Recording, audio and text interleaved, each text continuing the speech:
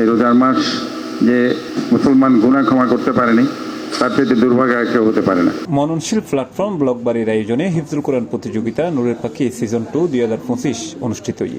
শুক্রবার মার্চের 21 তারিখ চট্টগ্রাম জেলা শিল্পকলা একাডেমি অডিটোরিয়ামে প্রতিযোগিতা অনুষ্ঠিত হয়।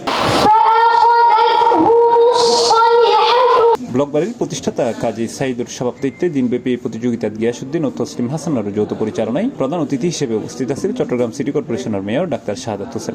এবং এই রমজান মাসে আজকে যে আমরা কোরআন পাঠ করেছি, পবিত্র আল কোরআন, এই কোরআন নাজিল হয়েছে রমজান মাস পবিত্র শবে কদরের রাতে আমাদের প্রিয় নবী, শেষ নবী হযরত মুহাম্মদ মুস্তাফা সাল্লাল্লাহু আলাইহি ওয়াসাল্লামের কাছে এই কোরআন নাজিল হয়েছে। অনুষ্ঠানের উদ্বোধন করছে কক্সবাজার ইন্টারন্যাশনাল কলেজের চেয়ারম্যান লায়ন মোহাম্মদ মুজিবুর রহমান এবং হিফজুল কোরআন প্রতিযোগিতার প্রোগ্রাম চেয়ারম্যান হিসেবে উপস্থিত আছেন মোহাম্মদ আইয়ুব। আর আসলে দেহিদি হাফেজ লইয়ের তো তেমন কোনো প্রোগ্রাম নয় চট্টগ্রামত। এটার এই চিন্তার তো আর এক প্রোগ্রাম গত বছর শুরু করেছিলাম, আর এই বছর এবার দ্বিতীয় প্রোগ্রাম।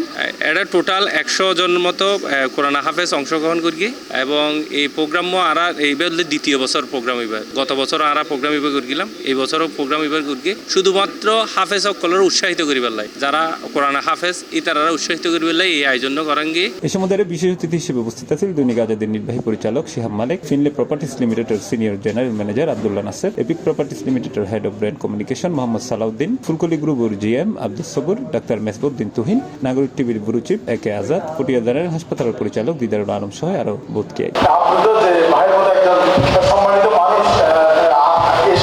প্রতিযোগিতায় 300-র অধিক প্রতিযোগী অংশগ্রহণ করছে, যারা প্রথম পুরস্কার নগদ 20,000 টাকা, দ্বিতীয় পুরস্কার 15,000, তৃতীয় পুরস্কার নগদ 10,000 টাকা এবং চতুর্থ দশম স্থান অর্জনকারী হলে পদাঙ্গর এই বিশেষ সম্মাননা স্মারক।